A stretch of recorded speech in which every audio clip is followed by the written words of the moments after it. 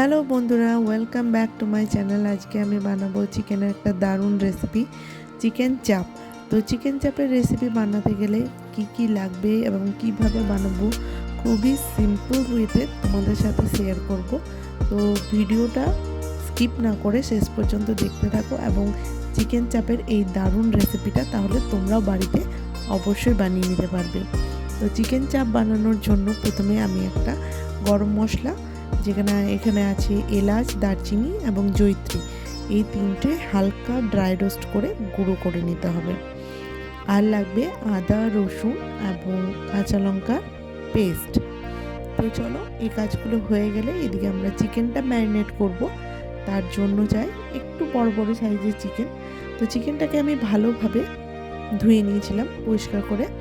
তার মধ্যে দিয়ে দিয়েছি আদা রসুনের পেস্ট, ওই গরম মশলার গুঁড়োটা, আর পরিমাণ মতো লবণ, আর বেশ খানিকটা কিন্তু টক দইটা দিয়ে আর মশলাগুলো দিয়ে ভালোভাবে মেখে অনেকক্ষণ ধরেই ম্যারিনেট করে রাখতে হবে, ঘন্টা খানেক মতো রাখতে হবে।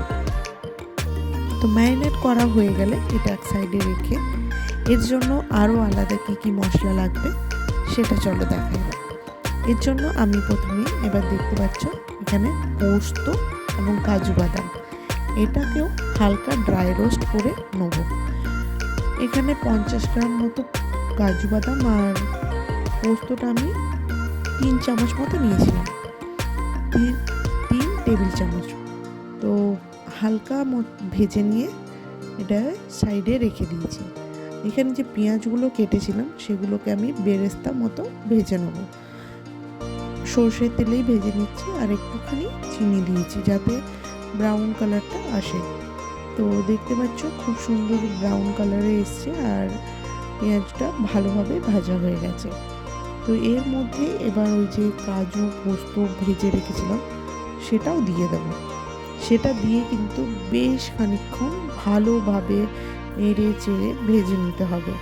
এই পেঁয়াজের সাথে কাজু বাদাম পোস্ত এগুলো ভেজে বেশ খানিকটা ভাজার পর এর মধ্যে একটুখানি জল দিয়ে আবার এটাকে সেদ্ধ করে নিতে হবে।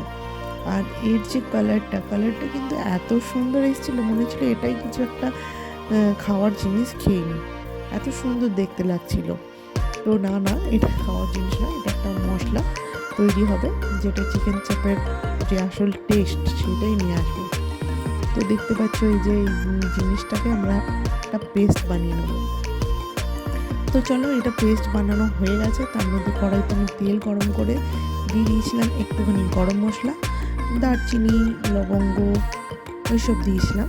আর তারপরে দিয়ে দিলাম আদা রসুনের পেস্ট দিয়ে ভালোভাবে কষানো হয়ে গেলে দিয়েছিলাম একটুখানি হলুদের গুঁড়ো দিয়ে আবার কষিয়ে সে যে মশলাটা করেছিলাম কাজু পোস্ত আর পেঁয়াজের যে মশলাটা হয়েছিল সেটা দিয়ে ফ্লেমটা খুব আস্তে করে আস্তে ভাজতে হবে যাতে নিচে লেগে না যায়। ভালো করে আস্তে আস্তে কষানো হয়ে গেলে তারপর দেবো টক দইটা দিয়েও কিন্তু ভালোভাবে কষিয়ে নিতে হবে। কষানো হয়ে গেলে তার মধ্যে যে চিকেন ম্যারিনেট করা ছিল সেটা দিয়ে দেবো।